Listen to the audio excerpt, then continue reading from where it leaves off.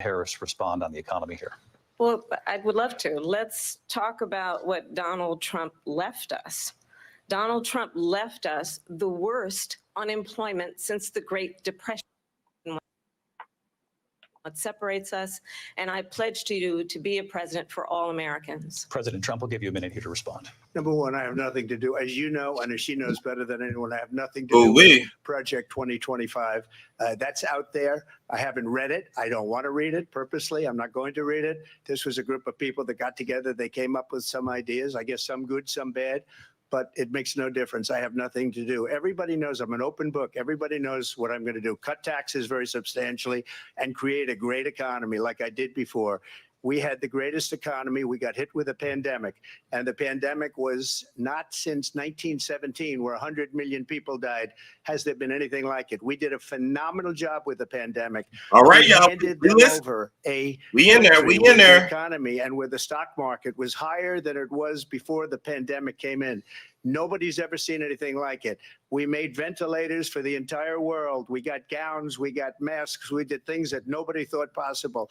And people give me credit for rebuilding the military. They give me credit for a lot of things, but not enough credit for the great job we did with the pandemic. But the only jobs they got were bounce back jobs. These were jobs bounce back, and it bounced back and it went to their benefit.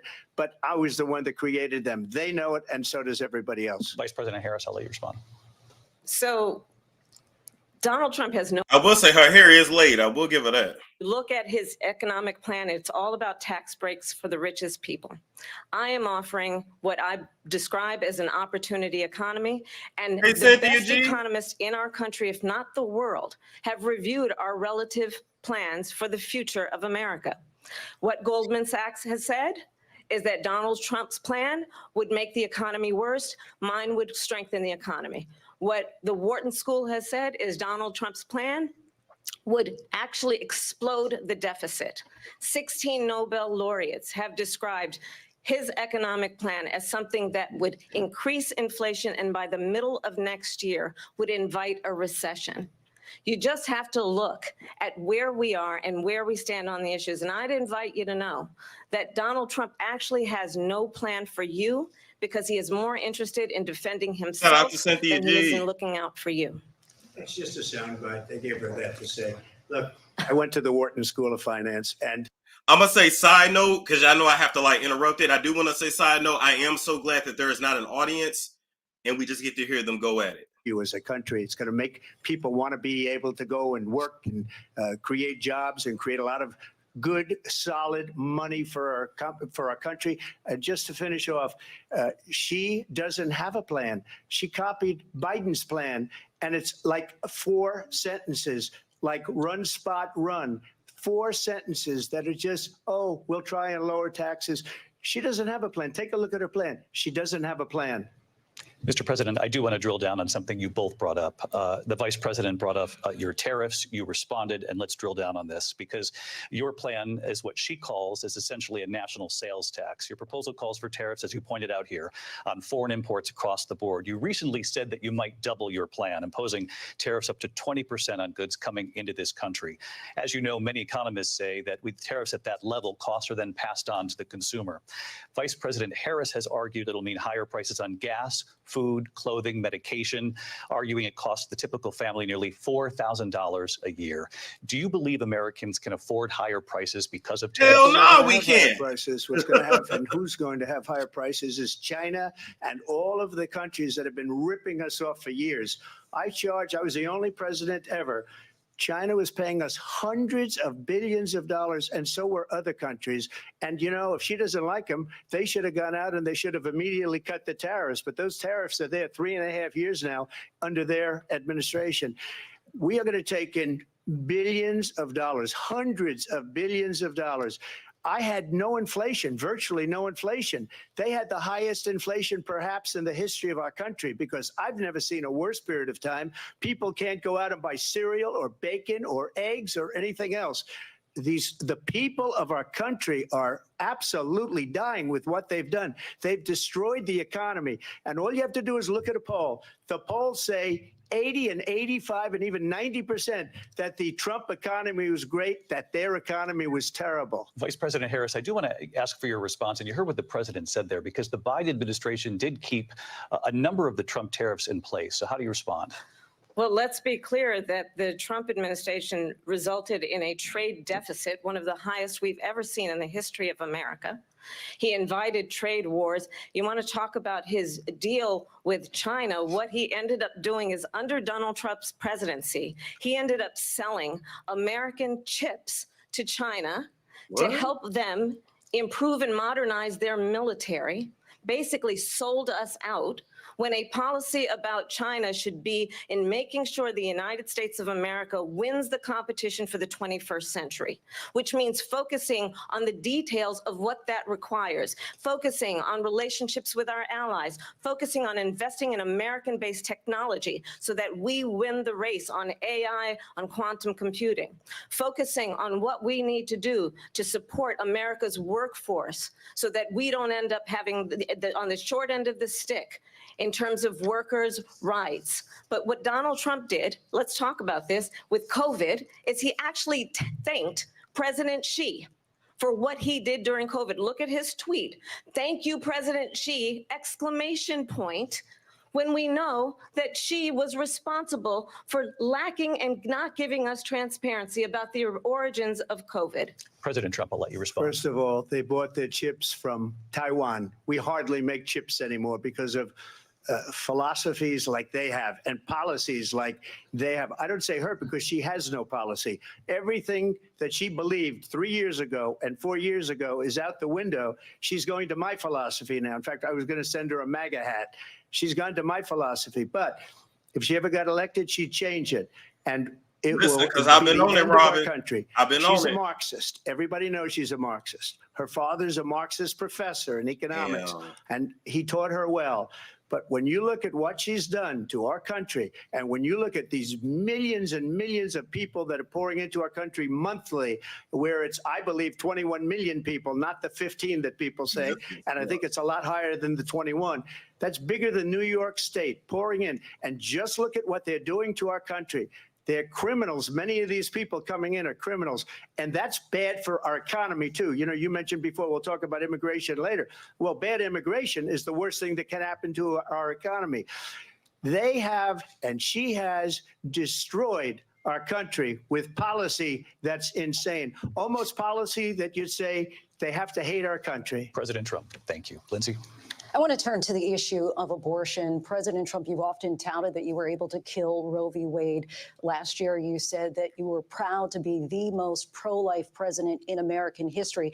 Then last month, you said that your administration would be great for women and their reproductive rights. In your home state of Florida, you surprised many with regard to your 6-week abortion ban, because you initially had said that it was too short. And you said, quote, I'm going to be voting that we need more than 6 weeks. But then the very next day, you reversed course and said you would vote to support the 6-week ban. Vice President Harris says that women shouldn't trust you on the issue of abortion because you've changed your position so many times. Therefore, why should they trust you? Well, the reason I'm doing that vote is because the plan is, as you know, the vote is, they have abortion in the 9th month. They even have, and you can look at the governor of West Virginia, the previous governor of West Virginia, not the current governor, who's doing an excellent job, but the governor before, he said the baby will be born and we will decide what to do with the baby. In other words, we'll execute the baby. What? And that's why I did that, because that predominates, because they're radical. The Democrats are radical in that. And her vice presidential pick, which I think is a horrible pick, by the way, for our country, because he is really out of it. But her vice presidential pick says abortion in the 9th month is absolutely fine. He also says execution after birth. It's execution, no longer abortion, because the baby is born, is okay. And that's not okay with me, hence the vote. But what I did is something for 52 years. They've been trying to get Roe v. Wade into the states. And through the genius and heart and strength of 6 Supreme Court justices, we were able to do that. Now, I believe in the exceptions for rape, incest, and life of the mother. I believe strongly in it. Ronald Reagan did also. 85% of Republicans do.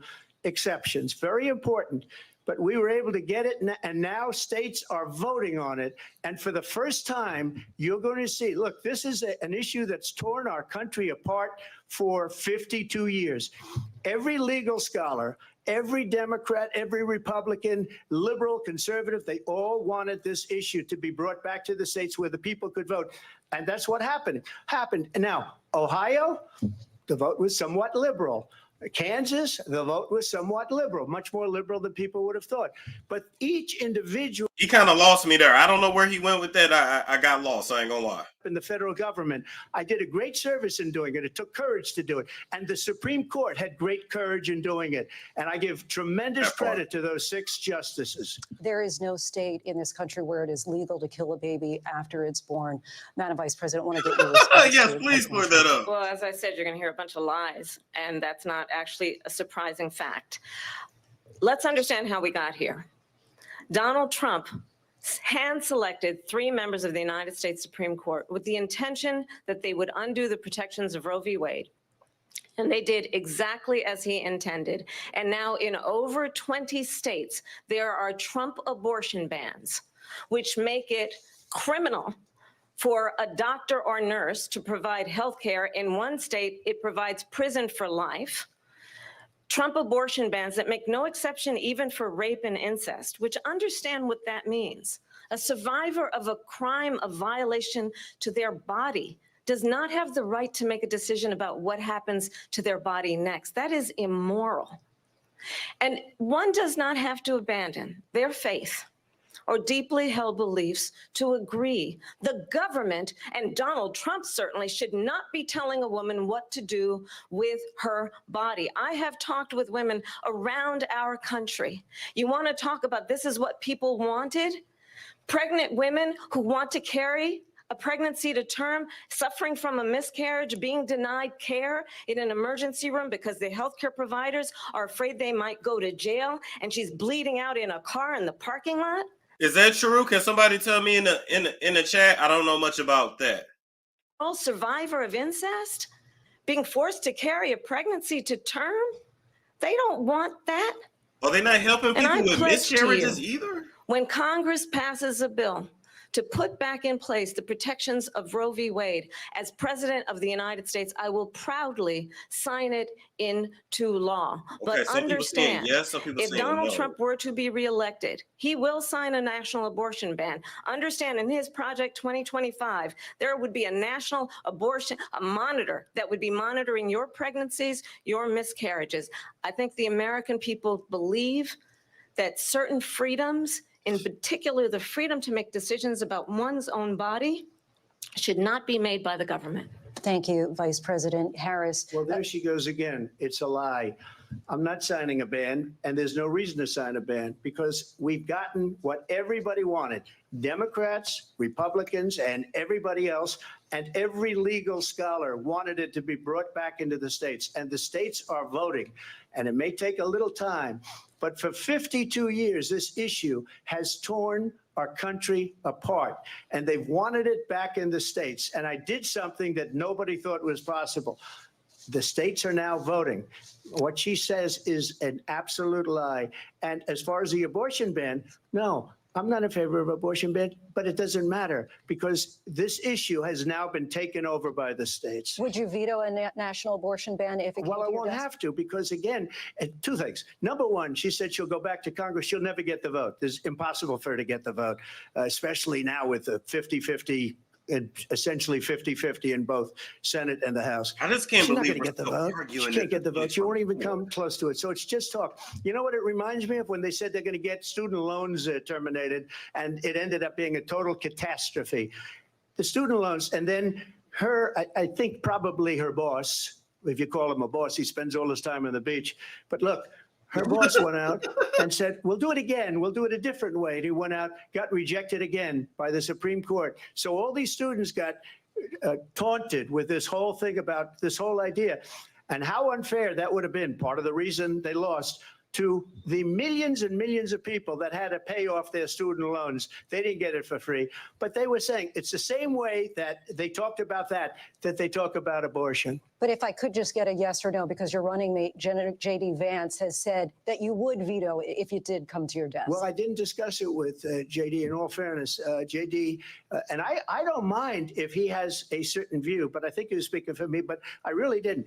Look, we don't have to discuss it because she'd never be able to get it, just like she couldn't get student loans. They couldn't get student loans. They didn't even come close to getting student loans. They taunted young people and a lot of other people that had loans. They got some. I ain't gonna lie. Some people I know did get theirs dismissed. Well, forgiven. Let's go to Congress, do it. But the fact is that now, was there tax implications is the real question. The federal government. And we did something that everybody said couldn't be done. And now you have a vote of the people on abortion. Vice President Harris, want to give you your time to respond, but I do want to ask, would you support any restrictions on a woman's right to an abortion? I absolutely support reinstating the protections of Roe v. Wade. And as you rightly mentioned, nowhere in America is a woman carrying a pregnancy to term and asking for an abortion. That is not happening. It's insulting to the women of America. And understand what has been happening under Donald Trump's abortion bans. Couples who pray and dream of having a family are being denied IVF treatments. What is happening in our country? Working people, working women, who are working 1 or 2 jobs, who can barely afford childcare as it is, have to travel to another state, to get on a plane sitting next to strangers, to go and get the health care she needs, barely can afford to do it. And what you are putting her through is unconscionable. And the people of America have not, the majority of Americans believe in a woman's right to make decisions about her own body.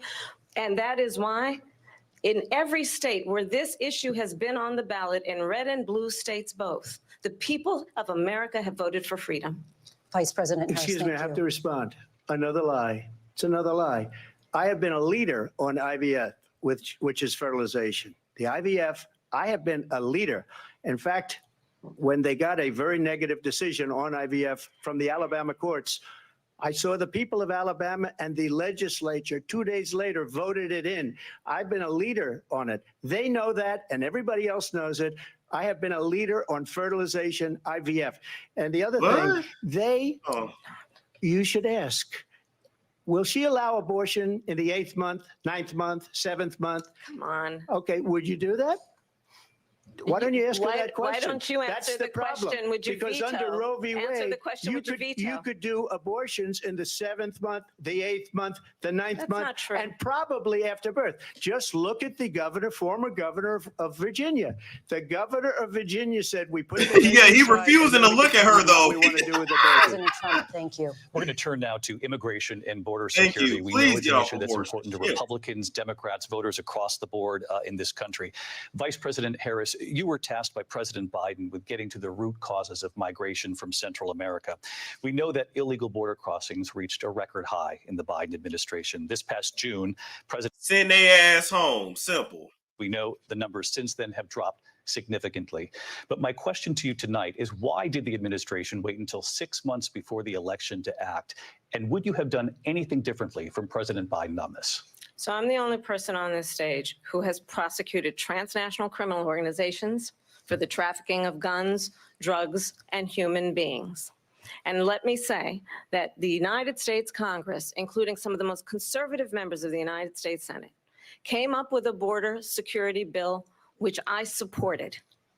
And that bill would have put 1,500 more border agents on the border to help those folks who are working there right now overtime, trying to do their job. It would have allowed us to stem the flow of fentanyl coming into the United States. I know there are so many families watching tonight who have been personally affected by the surge of fentanyl in our country. That bill would have put more resources to allow us to prosecute transnational criminal organizations for trafficking in guns, drugs, and human beings. But you know what happened to that bill? Donald Trump got on the phone, called up some folks in Congress and said, kill the bill. And you know why? Because he'd prefer to run on a problem instead of fixing a problem. And understand, this comes at a time where the people of our country actually need a leader who engages in solutions, who actually addresses the problems at hand. All this leadership, they sound like these niggas red pill talk. Answer the fucking question. Problem. And I'll tell you something, he's going to talk about immigration a lot tonight, even when it's not the subject that is being raised. And I'm going to actually do something really unusual, and I'm going to invite you to attend one of Donald Trump's rallies, because it's a really interesting thing to watch. You will see during the course of his rallies, he talks about fictional characters like Hannibal Lecter. He will talk about windmills cause cancer.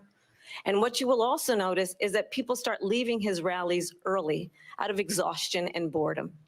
And I will tell you, the one thing you will not hear him talk about is you. You will not hear him talk about your needs, your dreams, and your desires.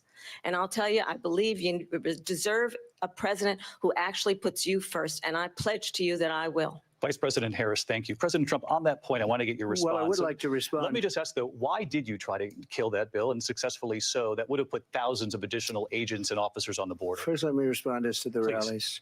She said people start leaving. People don't go to her rallies. There's no reason to go. Damn! And the people that do go, she's bussing them in and paying them to be there, and then showing them in a different light. So she can't talk about that. People don't leave my rallies. She want to laugh. That was good. Rallies, the most incredible rallies in the history of politics. That's because people want to take their country back. Our country is being lost. We're a failing nation. And it happened 3.5 years ago. And what's going on here, you're going to end up in World War III, just to go into another subject. What they have done to our country by allowing these millions and millions of people to come into our country, and look at what's happening to the towns all over the United States. A lot of towns don't want to talk. Not going to be Aurora or Springfield. A lot of towns don't want to talk about it because they're so embarrassed by it. In Springfield, they're eating the dogs, the people that came in. They're eating the cats. They're eating the pets. They're eating the ducks. That live. They're eating the ducks, not the dogs. The ducks. And it's a shame. As far as the rallies are concerned, as far as the reason they go is they like what I say. They want to bring our country back. They want to make America great again. It's a very simple phrase: make America great again. She's destroying this country. And if she becomes president, this country doesn't have a chance of success. Not only success, we'll end up being Venezuela on steroids. Oh, I just want to clarify here. You bring up Springfield, Ohio, and ABC News did reach out to the city manager there. He told us there have been no credible reports of specific claims of pets being harmed, injured, or abused by individuals within the immigrant community. Well, I've seen people on television. Let me just say here, this is the people on television say my dog was taken and used for food. So maybe he said that. Maybe that's a good thing to say for a city manager. I'm not taking this from but television. The people I'm on taking it from the city manager. Okay, Trump, you can't interrupt the moderator. The people that went there. Again, the Springfield city manager says there's no evidence of that. Vice President Harris, I'll let you respond to the rest of what you've heard. You talk about extreme. You know, this is, I think, one of the reasons why in this election, I actually have the endorsement of 200 Republicans who have formerly worked with President Bush, Mitt Romney, and John McCain, including the endorsement of former Vice President Dick Cheney and Congress member Liz Cheney. And if you want to really know the inside track on who the former president is, if he didn't make it clear already, just ask people who have worked with him.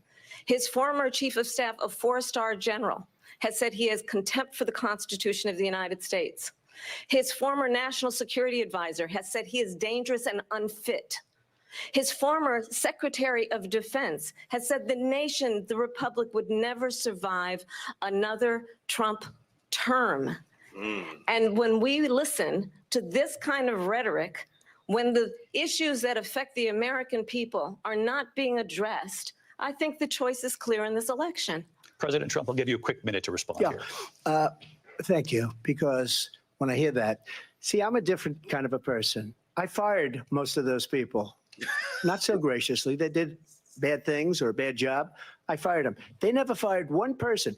They didn't fire anybody having to do with Afghanistan and the Taliban and the 13 people whose were just killed, viciously and violently killed. And I got to know the parents and the family. They didn't fire. They should have fired all those generals, all those top people, because that was one of the most incompetently handled situations anybody has ever seen. So when somebody does a bad job, I fire him. And you take a guy like Esper. He was no good. I fired him. So he writes a book. Another one writes a book, because with me, they can write books. With nobody else can they? But they have done such a poor job, and they never fire anybody. Look at the economy. Look at the inflation. They didn't fire any of their economists. They have the same people. That's a good way not to have books written about you.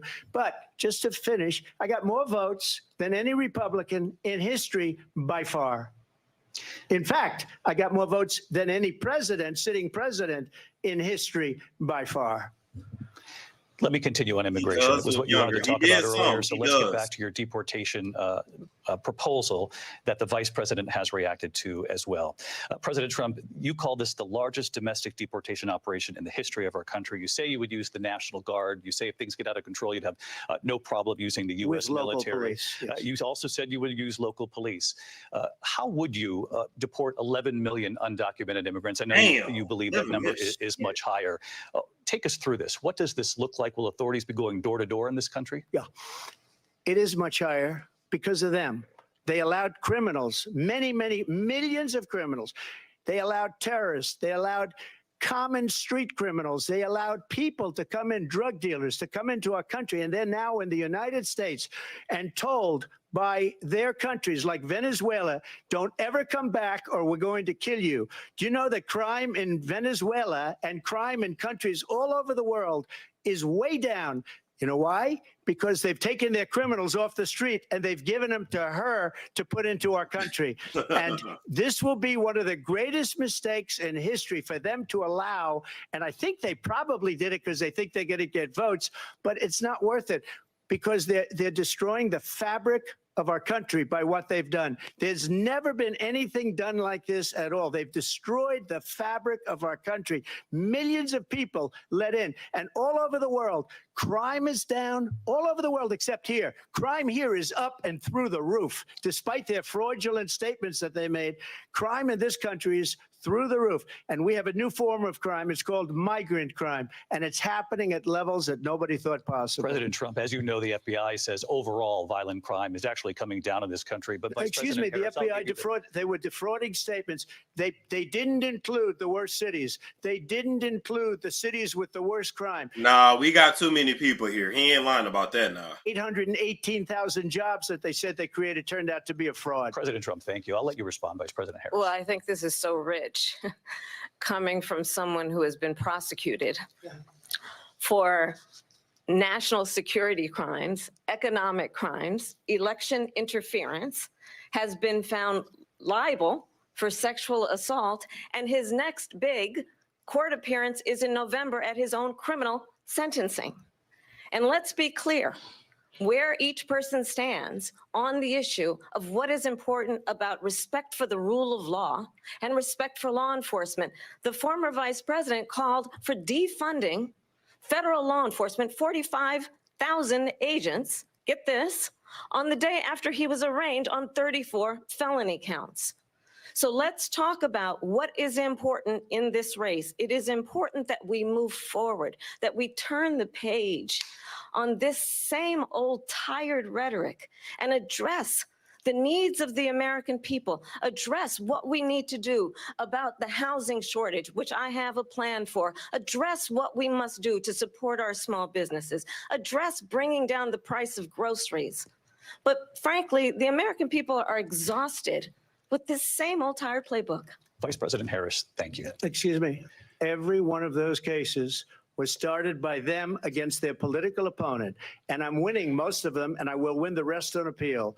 And you saw that with the decision that came down just recently from the Supreme Court. I'm winning most of them. But those are cases, it's called weaponization. Never happened in this country. They weaponized the Justice Department. Every one of those cases was involved with the DOJ, from Atlanta and Fani Willis to the Attorney General of New York and the DA in New York. Every one of those cases. And then they say, oh, he's a criminal. They're the ones that made them go after me. By the way, Joe Biden was found essentially guilty on the documents case. And what happened in my documents case? They said, oh, that's the toughest of them all. A complete and total victory. 2 months ago, it was thrown out. It's weaponization, and they used it, and it's never happened in this country. They used it to try and win an election. They're fake cases. President Trump, thank you. A really quick response here, Vice President Harris, on this notion of weaponization of the Justice Department. Well, let's talk about extreme and understand the context in which this election in 2024 is taking place. The United States Supreme Court recently ruled that the former president would essentially be immune from any misconduct if he were to enter the White House again. Understand, this is someone who has openly said he would terminate, I'm quoting, terminate the Constitution of the United States, that he would weaponize the Department of Justice against his political enemies. Someone who has openly expressed disdain for members of our military. Understand what it would mean if Donald Trump were back in the White House with no guardrails, because certainly we know now the court won't stop him. We know J.D. Vance is not going to stop him. It's up to the American people. Vice President stop Harris, him. Thank you. Lindsay? Vice President Harris, in your last run for president. This is the one that weaponized, not me. She weaponized.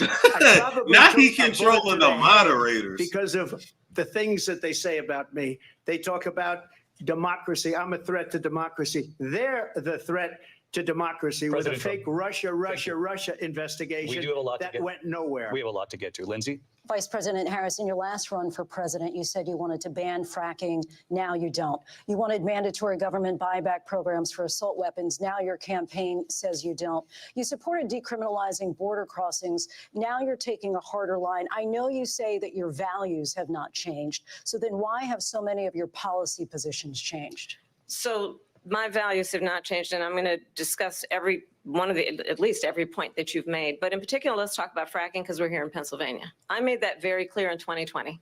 I will not ban fracking. I have not banned fracking as Vice President of the United States. And in fact, I was the tie-breaking vote on the Inflation Reduction Act, which opened new leases for fracking.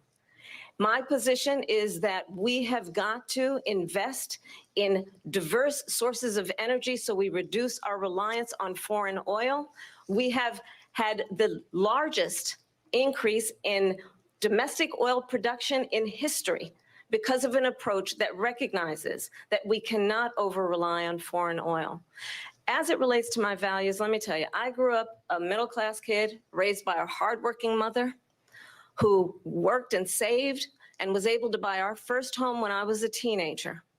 The values I bring to the importance of home ownership, knowing not everybody got handed $400 million on a silver platter and then filed bankruptcy 6 times. Damn! Is a value that I bring to my work to say we are going to work with the private sector and home builders to increase 3 million homes, increase by 3 million homes by the end of my first term.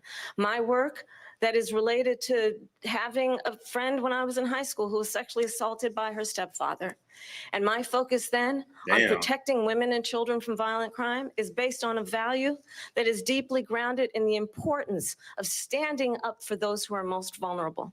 My work that is about protecting Social Security and Medicare is based on longstanding work that I have done. Protecting seniors from schools have not changed. And what is important is that there is a president who actually brings values and a perspective that is about lifting They lying about Social Security, though, because the money's already spent. people down and name calling.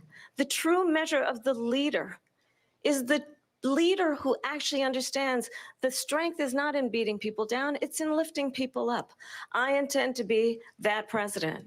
President Trump, your response? First of all, I wasn't given $400 million. I wish I was. My father was a Brooklyn builder, Brooklyn, Queens, and a great father, and I learned a lot from him. Yeah, his father gave him $1 million. And I built it into many, many billions of dollars, many, many billions. And when people see it, they are even surprised. So we don't have to talk about that. Fracking, she's been against it for 12 years.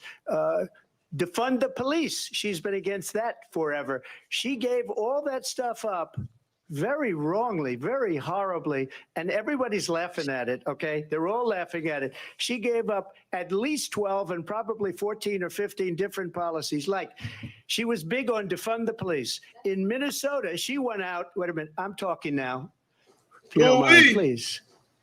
Does that sound familiar? She went out in Minnesota and wanted to let criminals that killed people, that burned down Minneapolis, she went out and raised money to get them out of jail. She did things that nobody would ever think of. Now she wants to do transgender operations on illegal aliens that are in prison. This is a radical left liberal that would do this. She wants to confiscate your guns, and she will never. It sounds like allow he's ready to fracking in backhand the Pennsylvania. low key. If she won the election, fracking in Pennsylvania will end on day one. Just to finish, one thing so important in my opinion. So I got the oil business going like nobody has ever done before. When they took over, they got rid of it, started getting rid of it, and the prices were going up the roof. They immediately let these guys go to where they were. I would have been 5 times, 4 times, 5 times higher, because you're talking about 3.5 years ago. They got it up to where I was because they had no choice, because the prices of energy were quadrupling and doubling. You saw what happened to gasoline. So they said, let's go back to Trump. But if she won the election, the day after that election, they'll go back to destroying our country, and oil will be dead. Fossil fuel will be dead. We'll go back to windmills, and we'll go back to solar, where they need a whole desert to get some energy to come out of. You ever see a solar plant? By the way, I'm a big fan of solar, but they take 400, 500 acres of desert President soil. Trump, we have a These lot are of not good issues that things we for the have to get to. environment that We're she out of time. understands. Thank you. Lindsay, thank you. We have an election in just 56 days. And I want to talk about the peaceful transfer of power, which, of course, we all know is a cornerstone of our democracy, and the role of a president in a moment of crisis. Mr. President, on January 6th, you told your supporters to march to the Capitol. You said you would be right there with them. The country and the world saw what played out at the Capitol that day, the officers coming under attack. Aides in the West Wing say you watched it unfold on television off the Oval Office. You did send out tweets, but it was more than 2 hours before you sent out that video message telling your supporters to go home. Is there anything you regret about what you did on that day? You just said a thing that isn't covered. Peacefully and patriotically, I said during my speech, not later on. Peacefully and patriotically. And nobody on the other side was killed. Ashley Babbitt was shot by an out-of-control police officer that should have never, ever shot her. It's a disgrace. But we didn't do this group of people that have been treated so badly. I ask, what about all the people that are pouring into our country and killing people that she allowed to pour in? She was the border czar. Remember that. She was the border czar. She doesn't want to be called the border czar because she's embarrassed by the border. In fact, she said at the beginning, well, I'm surprised you're not talking about the border yet. That's because she knows what a bad job they've done. What about those people? When are they going to be prosecuted? When are these people from countries all over the world, not just South America? They're coming in from all over the world, David, all over the world. And crime rates are down all over the world because of it. But let me just when are those, David, when are those people going to be prosecuted? They when are both the people that deflecting, burned though. down They Minneapolis both going to be deflecting. prosecuted? Or in Seattle, they went into Seattle, they took over a big percentage of the city of Seattle. When are those people going to be prosecuted? But let me just ask You might ask her that question. You were the president. You were watching it unfold on television. It's a very simple question as we move forward toward another election. Is there anything you regret about what you did on that day? Yeah, nothing. Yes, sir. I had nothing to do with that other than they asked me to make a speech. I showed up for a speech. I said, I think it's going to be big. I went to Nancy Pelosi and the mayor of Washington, D.C., and the mayor put it back in writing, as you know. I said, you know, this is going to be a very big rally or whatever you want to call it. And again, it wasn't done by me. It was done by others. I said, I'd like to give you 10,000 National Guard or soldiers. They rejected me. Nancy Pelosi rejected me. It was just 2 weeks ago. Her daughter has a tape of her saying she is fully responsible for what happened. They want to get rid of that tape. It would have never happened if Nancy Pelosi and the mayor of Washington did their jobs. I wasn't responsible for security. Nancy Pelosi was responsible. She didn't do her job. The question was about you as president, not about former Speaker Pelosi, but I do want Vice President Harris to respond here. I was at the Capitol on January 6th. I was the vice president-elect. I was also an acting senator. I was there.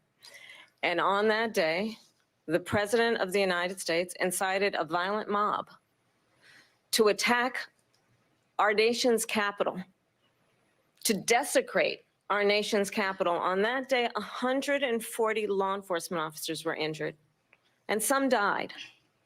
And understand, the former president has been indicted and impeached for exactly that reason. But this is not an isolated situation.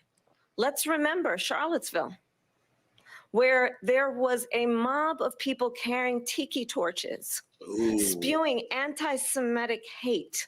And what did keyword. the president then at the time say? There were fine people on each side.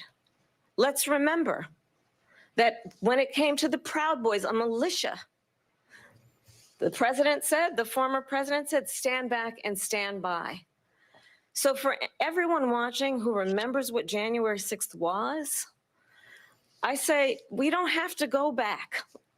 Let's not go back. We're not going back. It's time to turn the page.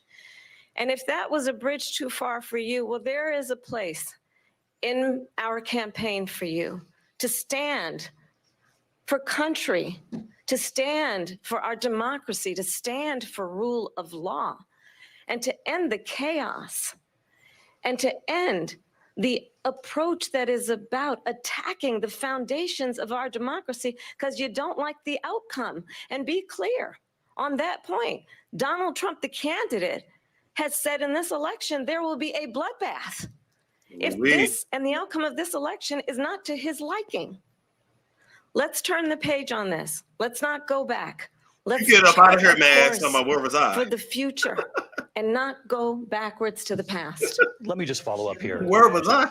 It was a different term, and it was a term that related to energy because they have destroyed our energy business. That was where bloodbath was. Also, on Charlottesville, that story has been, as you would say, debunked.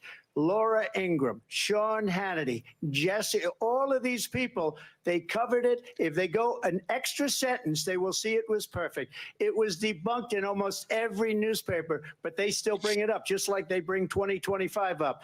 They bring all of this stuff up. I ask you this, you talk about the Capitol.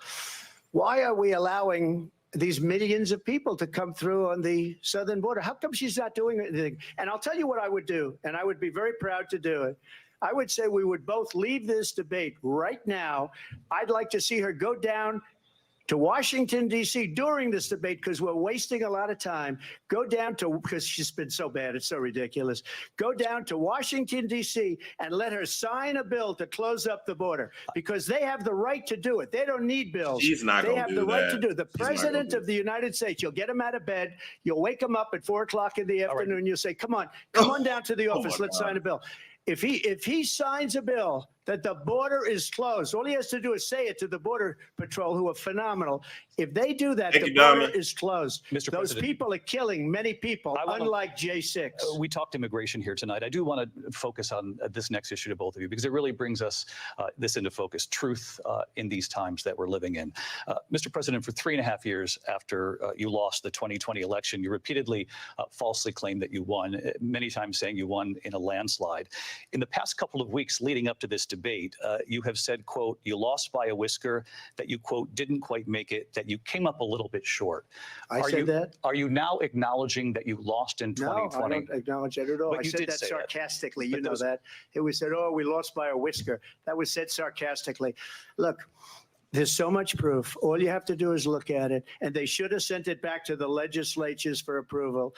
I got almost 75 million votes, the most votes any sitting president has ever gotten. I was told if I got 63, which was what I got in 2016, you can't be beaten. The election, people Thank you, should James never be Grant. thinking about it. An election is fraudulent. We need two things. We need walls, and we have to have it. We have to have borders, and we have to have good elections. Our elections are bad. And a lot of these illegal immigrants coming in, they're trying to get them to vote. They can't even speak English. They don't even know what country they're in practically. And these people are trying to get them to vote. And that's why they're allowing them to come into our country. I did watch all of these pieces of video. I didn't detect the sarcasm, lost by a whisker. We didn't quite make it. And we should just point out here as clarification, and you know this, you and your allies, 60 cases in front of many judges, many of them No Republican, judge looked at it. And said they said we didn't have standing. That's the other thing. They said we didn't have standing, a technicality. Can you imagine a system where a person in an election doesn't have standing? The president of the United States doesn't have standing. That's how we lost. If you look at the facts, and I'd love to have you'll do a special on it. I'll show you Georgia, and I'll show you Wisconsin, and I'll show you Pennsylvania, and I'll show you.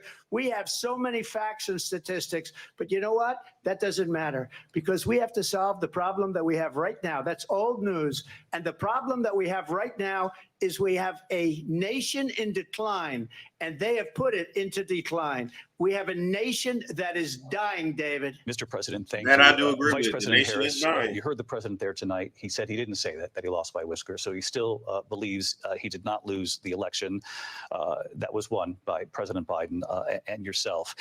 But I do want to ask you about something that's come up in the last couple of days. This was a post from President Trump about this upcoming election just weeks away. He said, when I win, those people who cheated, and then he lists donors, voters, election officials, he says will be prosecuted to the fullest extent of the law, which will include long-term prison sentences. One of your campaign's top lawyers responded saying, we won't let Donald Trump intimidate us. We won't let him suppress the vote. Is that what you believe he's trying to do here? Donald Trump was fired by 81 million people. So let's be clear about that. And clearly he is having a very difficult time processing that. But we cannot afford to have a president of the United States who attempts, as he did in the past, to upend the will of the voters in a free and fair election. And I'm going to tell you that I have traveled the world as Vice President of the United States, and world leaders are laughing at Donald Trump. I have talked with military leaders, some of whom worked with you, and they say you're a disgrace. Damn. And when you then talk in this way in a presidential debate and deny what over and over again are court cases you have lost because you did in fact lose that election, it leads one to believe that perhaps we do not have in the candidate to my right the temperament or the ability to not be confused about fact. That's deeply troubling, and the American people deserve better. I'll give you 1 minute to respond, Mr. President. Let me just say about world leaders. Viktor Orban, one of the most respected men, they call him a strong man. He's a tough person, smart. Prime Minister of Hungary. They said, why is the whole world blowing up? 3 years ago, it wasn't. Why is it blowing up? He said, because you need Trump back as president. They were afraid of him. China was afraid, and I don't like to use the word afraid, but I'm just quoting him. China was afraid of him. North Korea was afraid of him. Look at what's going on with North Korea, by the way. He said Russia was afraid of him. I ended the Nord Stream 2 pipeline, and Biden put it back on day one, but he ended the XL pipeline. The XL pipeline in our country, he ended that, but he let the Russians build a pipeline going all over Europe and heading into Germany, the biggest pipeline in the world. Look, Viktor Orban said it. He said the most respected, most feared person is Donald Trump. We had no problems when Trump was president, but when this weak, pathetic man that you saw at a debate just a few months ago, that if he weren't in that debate, he'd be running instead of her. She got no votes. He got 14 million votes. What you did, you talk about a threat to democracy. He got 14 million votes, and they threw him out of office. And you know what? I'll give you a little secret. He hates her. He can't stand her. He got 14 million votes. They threw him out. She got 0 votes. And when she ran, she was the first one to leave because she failed. And now she's running. I don't understand it, but I'm okay with it because your time is up. I think we're going to do very well. We've got a lot more to get to. Turning now Yes. to the Israel-Hamas war and the hostages who are still being held. Okay, I don't know nothing about Israel. Vice I ain't gonna President hold you. Harris, in December, you said, quote, Israel has a right to defend itself, but you added, quote, it matters how, saying international humanitarian law must be respected. I'm going to interject here real quick. I do want to say this. He low-key ate her up with the fact that they did sneak Kamala in. Come on now. We all knew that Biden ass had some kind of dementia or something. We ain't even really seen him, so we already know that. But so far, guys, my thoughts, I really don't like either one. So I'm packing my bags currently. I don't know where I'm going. Y'all give me a country to go to, because when this shit burned down, I'm gonna be streaming from a jungle somewhere. Young people who were simply attending a concert. Women were horribly raped. And so absolutely, I said then, I say now, Israel has a right to defend itself. We would. And how it does so matters, because it is also true, far too many innocent Palestinians have been killed. Children, mothers. Shout out What to we Nale's know word. is You're that right. this war must end. It must end immediately. And the way it will end is we need a ceasefire deal and we need the hostages out. And so we will continue to work around the clock on that. Work around the clock, also understanding that we must chart a course for a two-state solution.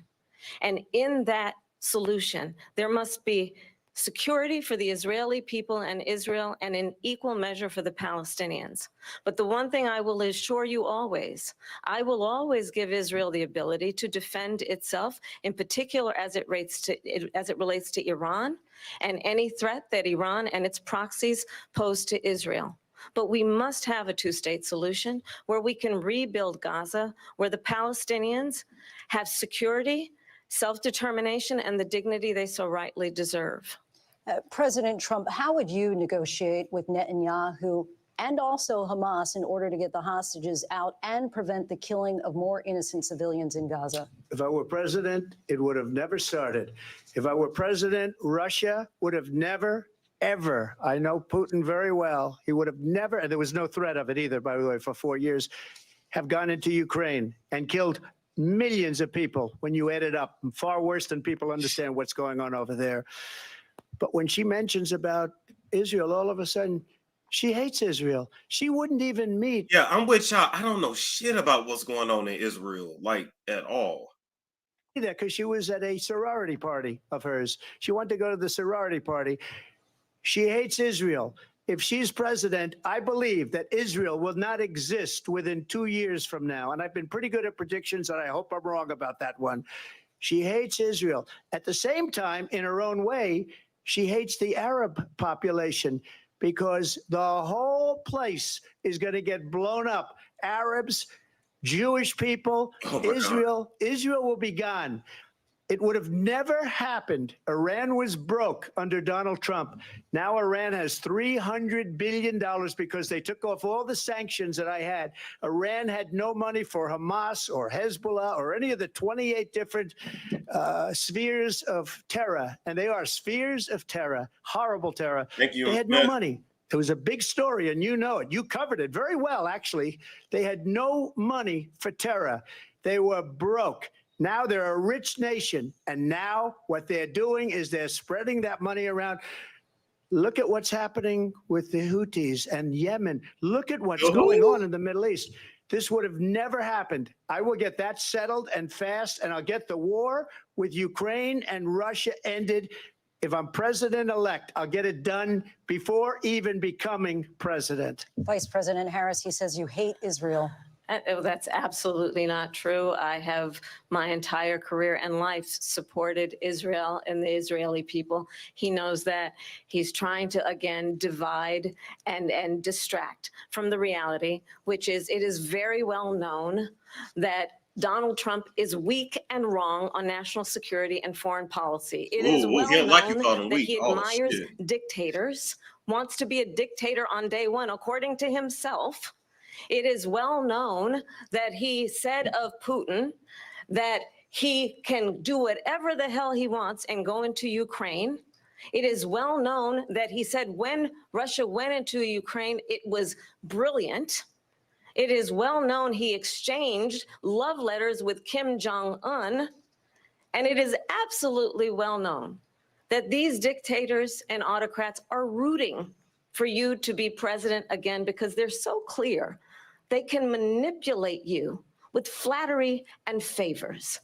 And that is why so many military leaders who you have worked with have told me you are a disgrace. That is why we understand that we have to have a president who is not consistently weak and wrong on Vice national President security. Harris. Well, he don't like including that the weak. importance You do not of like that. upholding and respecting in highest regard our military. Vice President Harris, thank you. They're the ones, and she's the one that caused it, that's weak on national security by allowing every nation last month for the year, 168 different countries sending people into our country. Their crime rates are way down. Putin endorsed her last week, said, I hope she wins. And I think he meant it, because what he's gotten away with is absolutely incredible. It wouldn't have happened with me. The leaders of other countries think that they're weak and incompetent, and they are. They're grossly incompetent. And I just asked one question. Yes. Why does Biden go in and kill the Keystone Pipeline and approve the single biggest deal that Russia's ever made, Nord Stream 2, the biggest pipeline anywhere in the world going to Germany and all over Europe? Because they're weak and they're ineffective. And Biden, by the way, President gets paid Trump, a lot of money. Thank you. We have a lot of issues to get to. We'll be right back with much more of this historic ABC News presidential debate from the National Constitution Center right here in Philadelphia. Back in a moment. Thank God we were talking about the ABC News presidential debate. She real. I didn't realize she was shorter either. She's real short, real little. Okay, running through the ads right now. Anybody want to hit the link and got a comment? Okay, so far I'm not feeling either one. I'm gonna be real with you. But this selection is definitely gonna be picking between two devils. But I'm not feeling either one, to be real. I'm not feeling either one. This is one election I like. I don't like either. I feel like neither of them really answered the questions. I feel like I'm watching an SNL skit. And America's fucked.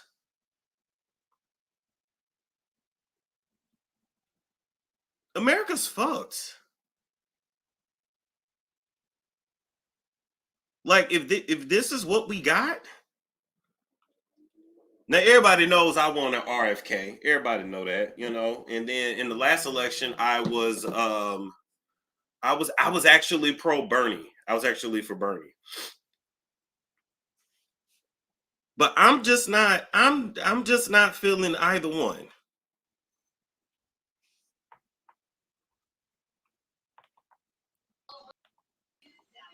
What's going on, Connie? Hey, how you doing, Storm? I'm good. Go ahead with your comment before, because I don't know when they're coming back. Oh, okay, we got 2 minutes and 45. Okay, yeah, so yeah, make your comment quick. And I mean, both of these people, if we just telling the truth, I don't think they're human. Oh, well, yeah, that's a whole nother conversation. I definitely didn't think Biden was human. That was definitely about 4 different clones. They say the real Biden is already, you know, up out of here, allegedly. Well, I'm a spiritual person, and when I see Kamala, she looked like a person who has, in the spiritual realm, I see snake eyes when I look at her. Okay, reptilian energy. Okay. Yeah, that's the energy she give me. Now we already know Trump. We already know his ass is you know, we know he ain't human. But this is my question to you. Like, you know, some shit is about to go down in 2025. Oh yeah. So what is your opinion? Like, what do you think we're gonna do? Like, because you know, I believe that everything is gonna shift into a way that we're not gonna be on the same. We're not gonna be in the same kind of situation we're in right now. Well, I'm gonna say this. I believe that if these migrants are here to stay, people better learn how to fight. Some people gonna leave the country. I believe that I believe that a lot of us need to leave these cities and go back to living in the country, like go back to living, like outside of the major cities. Storm, I'm from the country. I'm from like in South Carolina, one stoplight kind of situation. We're gonna have to go back to that because and I'm going back to that. Like I right now I live in Charlotte, North Carolina, and I was like, I can't do this shit no more, because everything is getting crazy. Like the crime rate is getting super crazy, and I'm like, I can't live like this no more as a single woman. The crime rate is crazy, and outside of that, we're priced out of the apartments. These apartments now are just ridiculous, and on top of that, these migrants are given free housing, free rent, down payment. I'm like, damn, I need to leave this bitch and then come back in as a migrant. For real. Okay, they're finna come back. Thank you for coming on, Connie. All right. Bye-bye. I'm serious. I am so serious. I need to leave this bitch.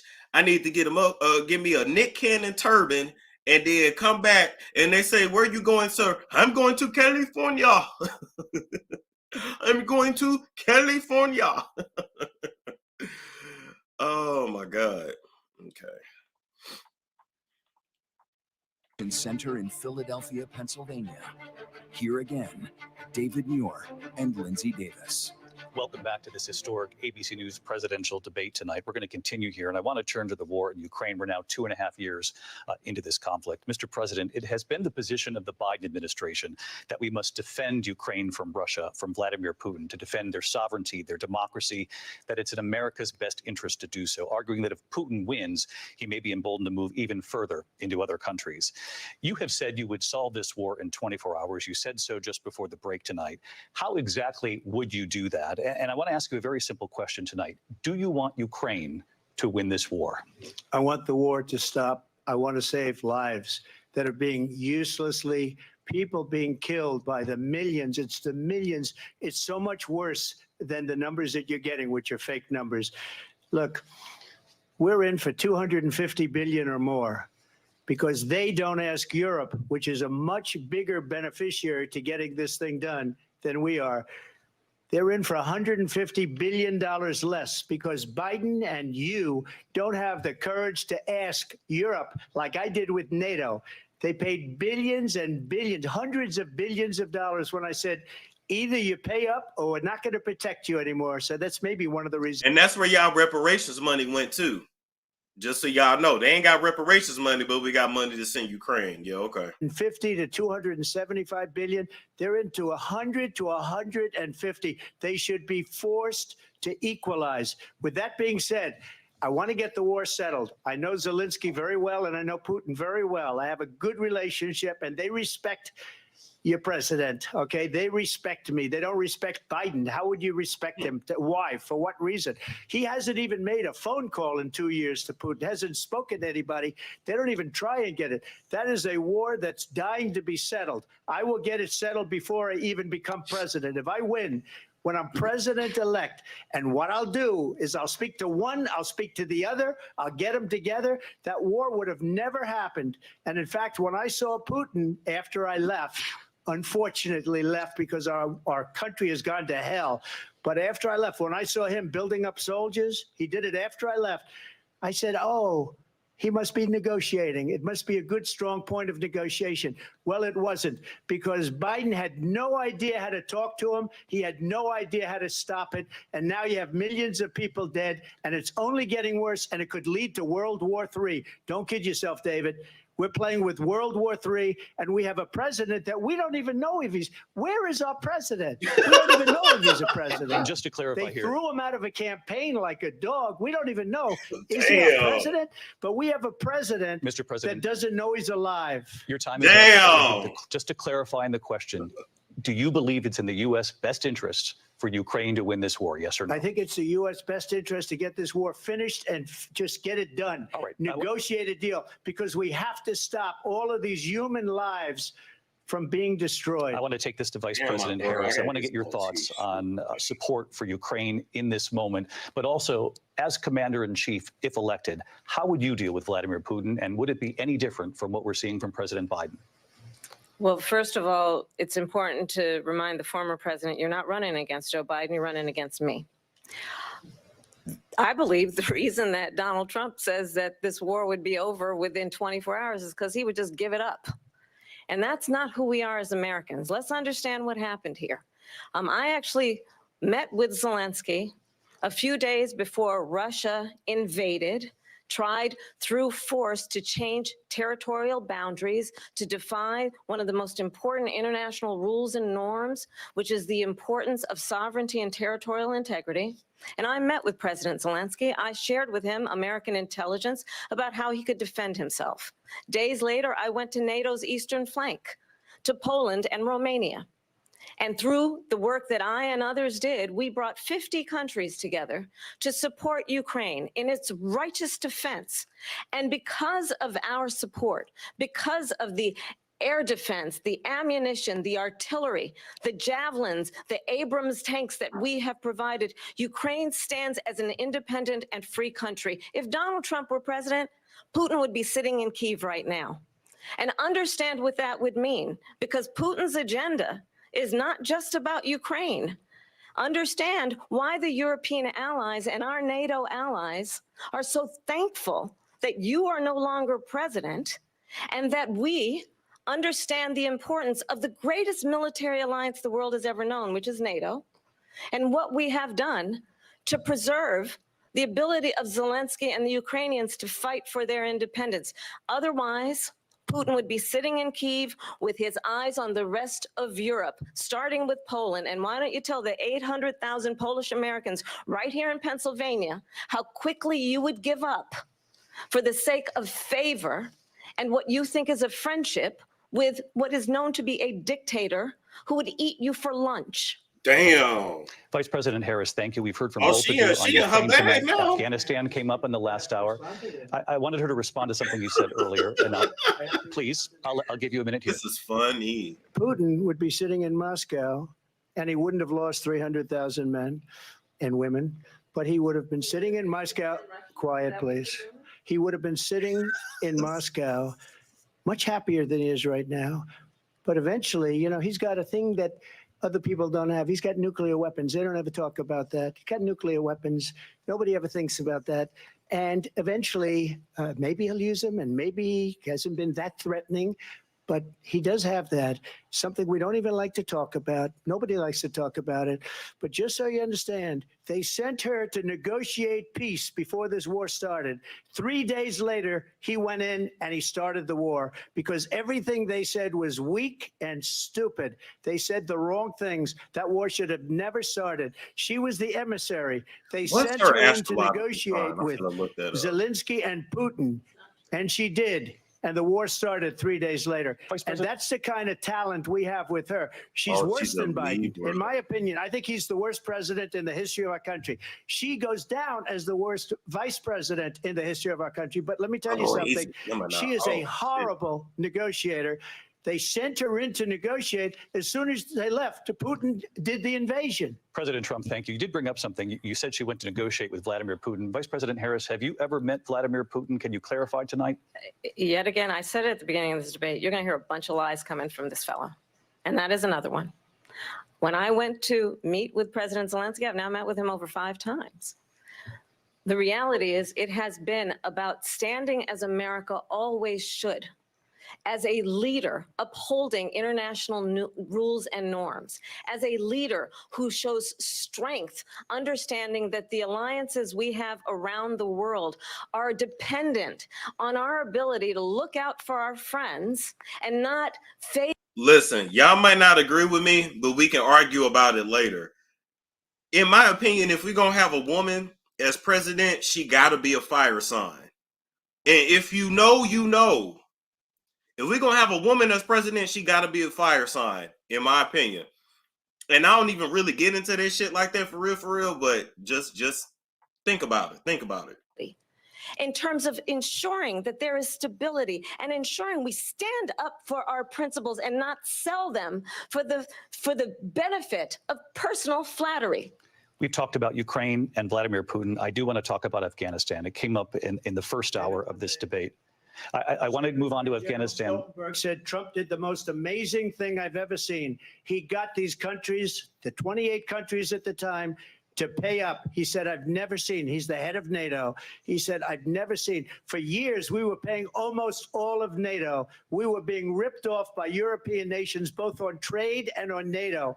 I got them to pay up by saying one of the statements you made before, if you don't pay, we're not going to protect you. President Otherwise, Trump. we would have never gotten it. He said it was one of the most incredible jobs that he's ever seen done. Thank you. I want to turn to Afghanistan. It came up in the first hour of the debate, and we witnessed a poignant moment today on Capitol Hill, honoring the soldiers who died in the chaotic withdrawal from Afghanistan. I do want to ask the Vice President, do you believe you bear any responsibility in the way that withdrawal played out? Well, I will tell you, I agreed with President Biden's decision to pull out of Afghanistan. 4 presidents said they would, and Joe Biden did. And as a result, America's taxpayers are not paying the $300 million a day we were paying for that endless war. And as of today, there is not one member of the United States military who is in active duty in a combat zone in any war zone around the world, the first time this century. But let's understand how we got to where we are. Do she Donald really Trump, be when he drunk was like that? Why y'all keep negotiated one of the weakest deals you can imagine. He calls himself a deal maker. Even his national security advisor said it was a weak, terrible deal. And here's how it went down. He bypassed the Afghan government. He negotiated directly with a terrorist organization called the Taliban. The negotiation involved the Taliban getting 5,000 Taliban terrorists released. And get this, and the president at the time invited the Taliban to Camp David, a place of storied significance for us as Americans, a place where we honor the importance of American diplomacy, where we invite and receive respected world leaders. And this former president, as president, invited them to Camp David because he does not, again, appreciate the role and responsibility of the President of the United States to be commander-in-chief with a level of respect. And this gets back to the point of how he has consistently disparaged and demeaned members of our military, fallen soldiers, and the work that we must do to uphold the strength and the respect of the United States of America around the world. Vice President Harris, thank you. President Trump, your response to her saying that you began the negotiations with the Taliban. So if you take a look at that period of time, the Taliban was killing our soldiers, a lot of them. Let me say this. I don't have a problem with her having a past of being a whore. I'm personally team whore. So I'm okay with that. Because, I mean, they politics, they all get down with the orgies and shit. I'm okay with that part. Head of the Taliban. And I told Abdul, don't do it anymore. You do it anymore, you're going to have problems. And he said, why do you send me a picture of my house? I said, you're going to have to figure that out, Abdul. And for 18 months, we had nobody killed. We did have an agreement negotiated. Thank you. By He's Mike a whore, Pompeo. too. I'm okay. It was a very good agreement. The reason it was good, we were getting out. We would have been out faster than them, but we wouldn't have lost the soldiers. We wouldn't have left many Americans behind, and we wouldn't have left $85 billion worth of brand new, beautiful military equipment behind. And just to finish, they blew it. The agreement said you have to do this, this, this, this, this, and they didn't do it.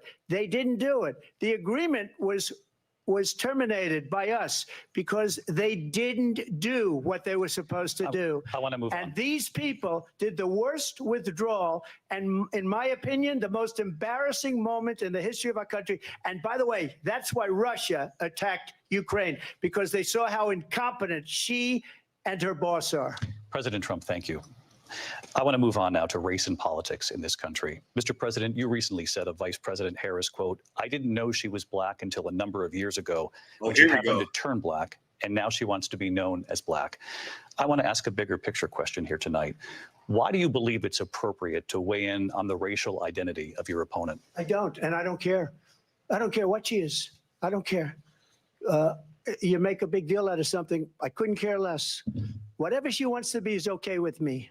But those were your words. So I'm I don't asking- know. I don't know. I mean, all I can say is I read where she was not black, that she put out, and I'll say that. And then I read that she was black, and that's okay. Either one was okay with me. That's up to her.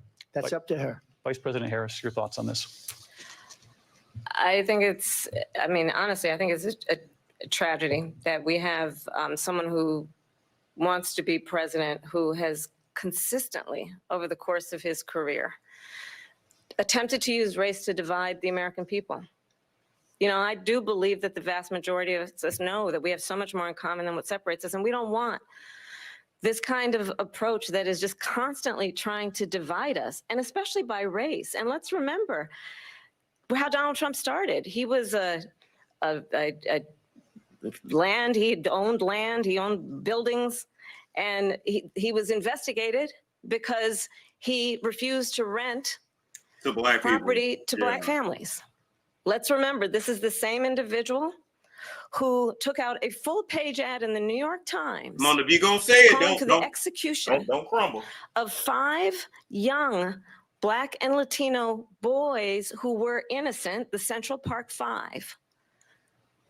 Took out a full-page ad calling for their execution. This is the same individual who spread birther lies about the first Black president of the United States.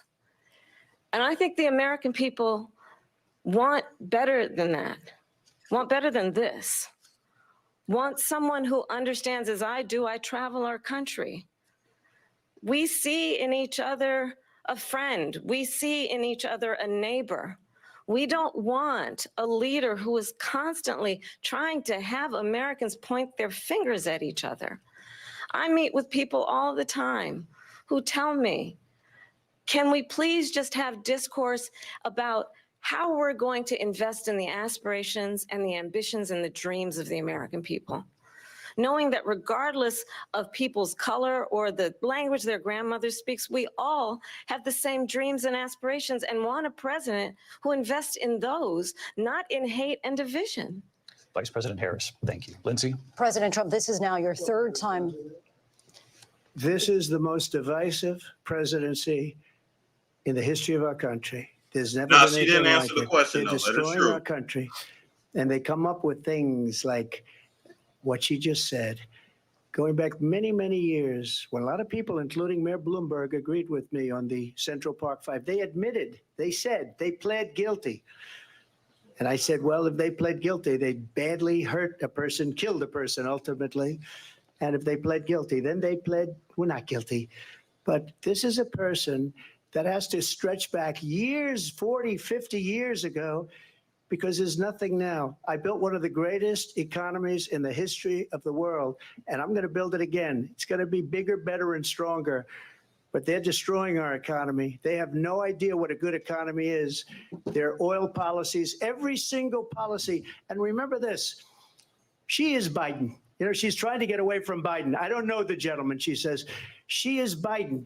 The worst inflation we've ever had, a horrible economy because inflation has made it so bad, and she can't get away with that. Thank you. Your time is up. I Lindsay. want to respond to that, though. I want to just respond briefly.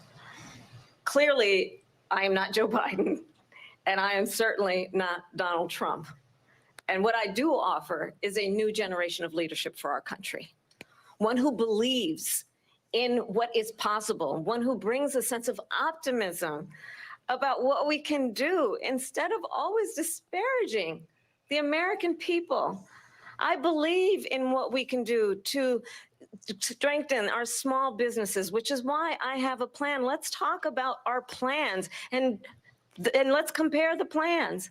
I have a plan to give startup businesses $50,000 tax deduction, to pursue their ambitions, their innovation, their ideas, their hard work. I have a plan, $6,000 for young families for the first year of your child's life. That to ain't help enough. you in that most critical stage of your child's development. I have a plan that is about allowing people to be able to pursue what has been fleeting in terms of the American dream by offering a help with down payment of $25,000 down payment assistance for first-time home buyers.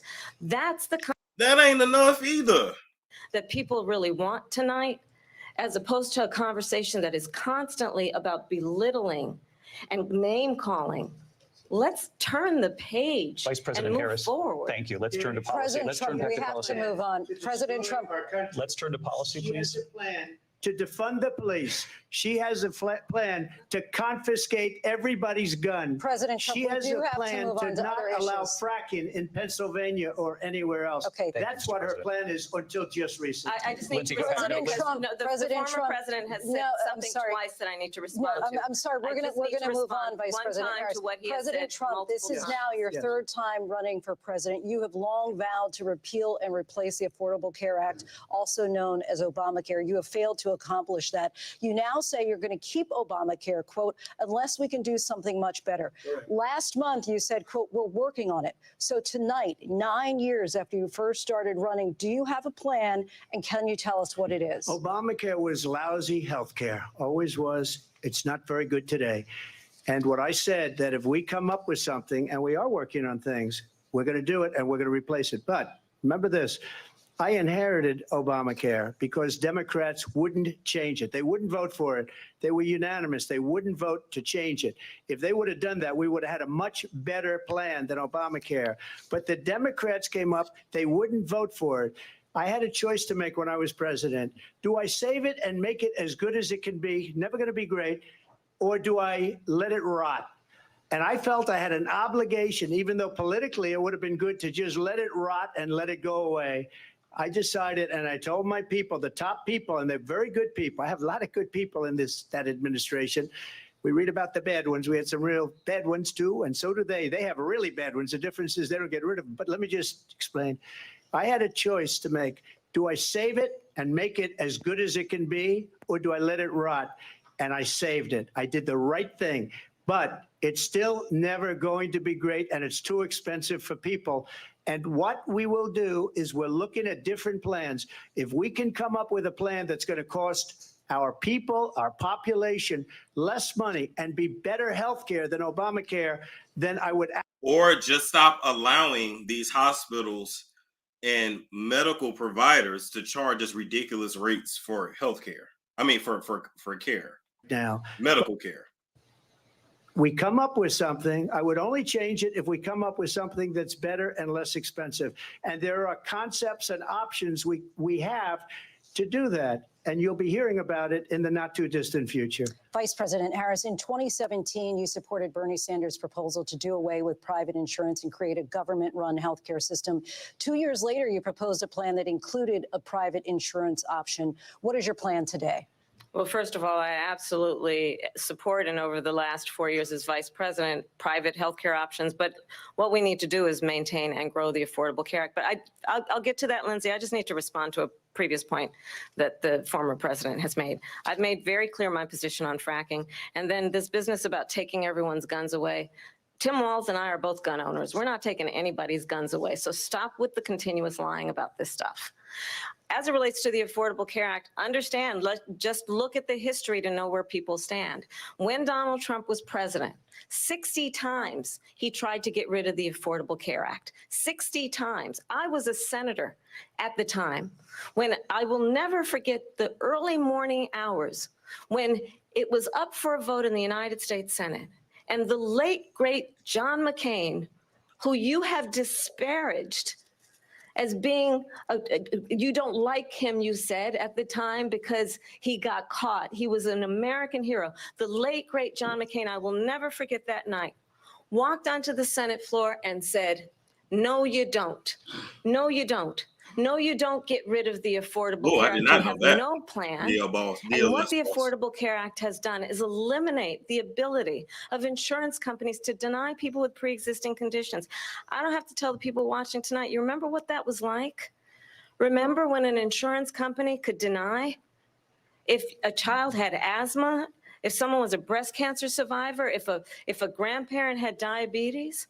And the only reason why we don't have free health care, we know, it's because of racism. I'll explain that later.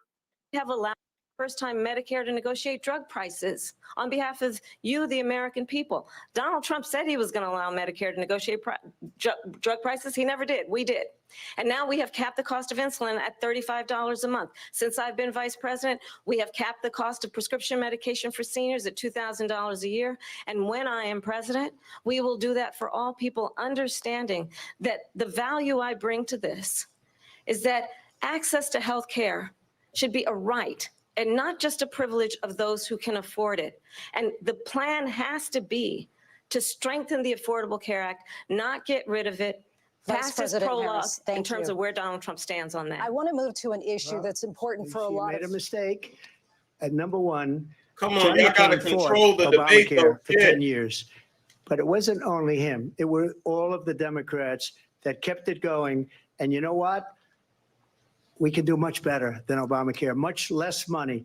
But she won't improve private insurance for people, private medical insurance. That's another thing she doesn't want to get. President People Trump. are paying privately for insurance that have worked hard and made money, and they want to have private. She wants everybody to be on government insurance where you wait 6 months for an operation that you need immediately. President Trump, thank you. We have another issue that we'd like to get to that's important for a number of Americans, in particular younger voters, and that's climate change. President Trump, with regard to the environment, you say that we have to have clean air and clean water. Vice President Harris, you call climate change an existential threat. The question to you both tonight is, what would you do to fight climate change? And Vice President Harris, we'll start with you. 1 minute for you each. Well, the former president had said the climate change is a hoax. And what we know is that it is very real. You ask anyone who lives in a state who has experienced these extreme weather occurrences, who now is either being denied home insurance or it's being jacked up. You ask anybody who has been the victim of what that means in terms of losing their home, having nowhere to go. We know that we can actually deal with this issue. The young people of America care deeply about this issue. And I am proud that as vice president over the last 4 years, we have invested $1 trillion in a clean energy economy, while we have also increased domestic gas production to historic levels. We have created over 800,000 new manufacturing jobs while I have been vice president. We have invested in clean energy to the point that we are opening up factories around the world. Donald Trump said he was going to create manufacturing jobs. He lost manufacturing jobs. And I'm also proud to have the endorsement of the United Auto Workers and Sean Fain, who also know that part of building a clean energy economy includes investing in American-made products, American automobiles. It includes growing what we can do around American manufacturing and opening up auto plants, not closing them like happened under Donald Trump. And electric cars ain't the solution either, because we don't have the grids to be able to support that for everyone to have an electric car. So they're all leaving. They're building big auto plants in Mexico. Yeah. All the manufacturing jobs China. They're building these massive plants, and they think they're going to sell their cars into the United States because of these people. What they have given to China is unbelievable. But we're not going to let that. We'll put tariffs on those cars so they can't come into our country, because they will kill the United Auto Workers and any auto worker, whether it's in Detroit or South Carolina or any other place. What they've done to business and manufacturing in this country is horrible.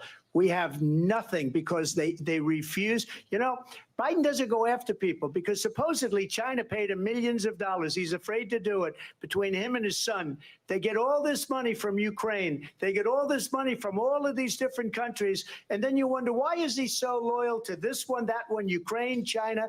Why is he? Why did he get $3.5 million from the mayor of Moscow's wife? Why did she pay him $3.5 million? This is a crooked administration, and they're selling our country down the tubes. President Trump, thank you. Thank you. We'll be right back with closing statements from both of our candidates. An historic night, this ABC News presidential debate from Philadelphia. Back in a moment. All right, so we can mute that.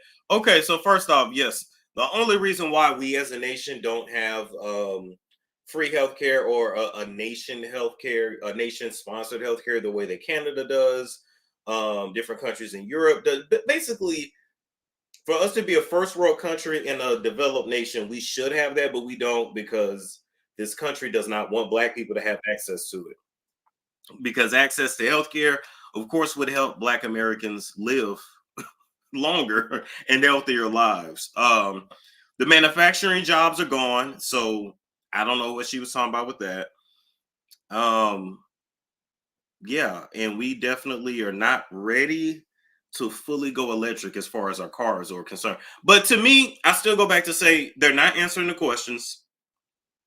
No real policies for rent control, immigration control, healthcare. So they're still not really giving us anything. What's going on, Pretty Foreign? Storm, can you hear me first of all? Yeah, it's a little low, but I can hear you. I'm sitting outside. I should have went inside, but man, I have so much to say about this stuff, man. I even took notes.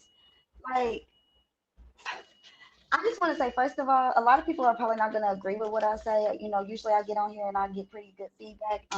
But when it gets to politics, you know, it can get ugly. So I am going to just say ahead of time that, like, if you don't agree with me, that's fine. But as far as this shit goes, okay, people are saying that nobody is doing anything about the migration situation. It's been going on forever, ever. And I just want to say, yes, that's true. It has been going on forever.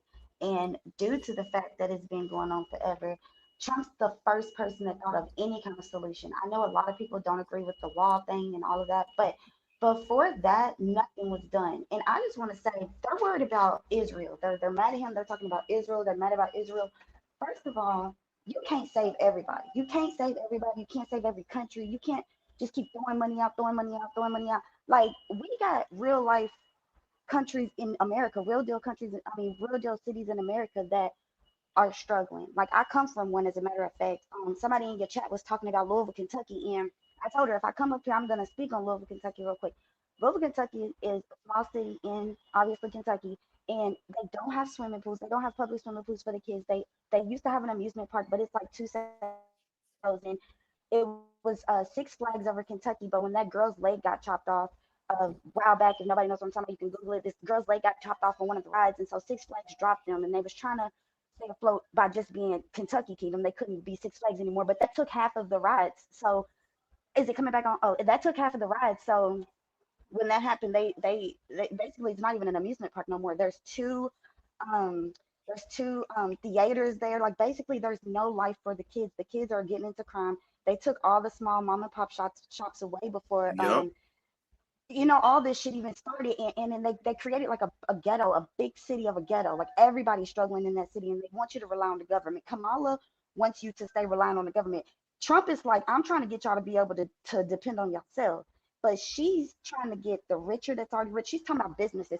Who's going to be able to open a business right now in the way that the world is going right now? Who's going to be able to open a small business? And the ones who do have a small business that she gives this money to, who's going to support that business if people can barely buy groceries? Like, that just makes no sense. She's talking about he was trying to do without Obamacare. Obamacare does need to go, or they need to make it better, because it makes no sense. The prices are still high as hell. I used to work in the medical field, and I can't tell you how many claims we denied. That they'll keep you in there too. If you got real good insurance, they'll just keep you in there so they can keep billing your insurance. And it's all a big scam. Everybody's working together in there. It's just so much I want to say. Okay, they talk about It's a Trump mess. and It's a selling. mess. But they Okay, coming back. So I got to take you down. I appreciate you okay, though. bye. Yeah. Right now. All right, so they about to come back to close. I'll just say this real quick. If there's anything that's been made clear in this election, the past election, I mean, really ever since, if we really want to be real, what was the last financial crisis? 2008, right? That was when everybody was losing their houses and everything. I feel like it was 2008. This country, like our middle class is gone. This is a country of either you have it or you don't. You are either rich or you are poor, and that's the truth. And it don't matter if you live on Section 8, and it don't matter if you make low six figures a year. It's still not enough. Okay, hold on. I think we're back. I'll come back to that thought. Is focused on the future, and the other that is focused on the past, and an attempt to take us backward. But we're not going back. And I do believe that the American people know we all have so much more in common than what separates us. And we can chart a new way forward. And a vision of that includes having a plan, understanding the aspirations, the dreams, the hopes, the ambition of the American people, which is why I intend to create an opportunity economy, investing in small businesses, in new families, in what we can do around protecting seniors, what we can do that is about giving hardworking folks a break and bringing down the cost of living. I believe in what we can do together that is about sustaining America's standing in the world and ensuring that we have the respect that we so rightly deserve, including respecting our military and ensuring we have the most lethal fighting force in the world. I will be a president that will protect our fundamental rights and freedoms, including the right of a woman to make decisions about her own body and not have her government tell her what to do. I'll tell you, I started my career as a prosecutor. I was a DA, I was an attorney general, a United States senator, and now vice president. I've only had one client, the people. And I'll tell you, as a prosecutor, I never asked a victim or a witness, are you a Republican or a Democrat? The only thing I ever asked them, are you okay?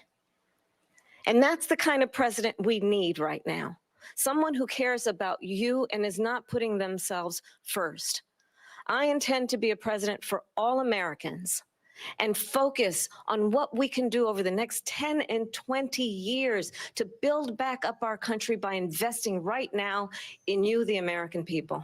Vice President Harris, thank you. President Trump.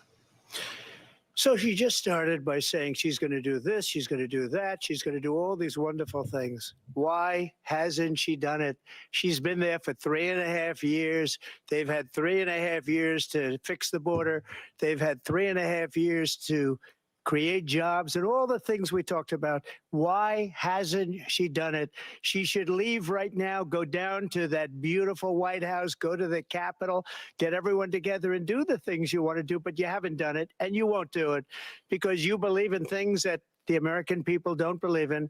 You believe in things like we're not going to frack. We're not going to take fossil fuel. We're not going to do things that are going to make this country strong, whether you like it or not. Germany tried that, and within 1 year, they were back to building normal energy plants. We're not ready for it. We can't sacrifice our country for the sake of bad vision. But I just ask one simple question. Why didn't she do it? We're a failing nation. We're a nation that's in serious decline. We're being laughed at all over the world. All over the world, they're laughed. I know the leaders very well. They're coming to see me. They call me. We're laughed at all over the world. They don't understand what happened to us as a nation. We're not a leader. We don't have any idea what's going on. We don't have a leader right now. Middle East. We have wars going on with Russia and Ukraine. We're going to end up in a third world war, and it'll be a war like no other because of nuclear weapons, the power of weaponry. I rebuilt our entire military. She gave a lot of it away to the Taliban. She gave it to Afghanistan. What these people have done to our country, and maybe toughest of all, is allowing millions of people to come into our country. Many of them are criminals, and they're destroying our country. The worst president, the worst vice president in the history of our country. President Trump, thank you. And that is our ABC News presidential debate from here in Philadelphia at the National Constitution Center. I'm Lindsay Davis. And I'm David Muir. Thank you for watching here in the U.S. and all over the world, and from all of us here at ABC News. Good night. All right. All right. So that was the debate. That was actually, I enjoyed watching that, especially with y'all. I'm not gonna lie, I enjoyed watching that. Let me say this before I start taking calls again. Number one, we don't have a leader in office right now. Wait, I want to get this person's comment. This is, okay, Knowledge World. 6 figures in this economy is not enough. Yes, you will still paycheck to paycheck. If you live, yes, thank you. If you make $100K, you will still paycheck to paycheck. Yesterday's 100,000, that was really something. Today, I think you need, about 330,000. Close to 400,000 for it to spend the same. That's absolutely true. Hell, I went to go get some medicine today. Like, I know this is so petty, but the Tylenol was $14. Like, I'm like, what is? Anyway, let me get back to my thoughts. But yeah, I enjoy watching this with y'all. Right now, we do not have a leader. These last few years, we have not. We didn't even hear from Biden. We didn't even hardly see him, and we know why, because he's literally suffering from dementia. And I'm not going to say allegedly because the evidence is clear.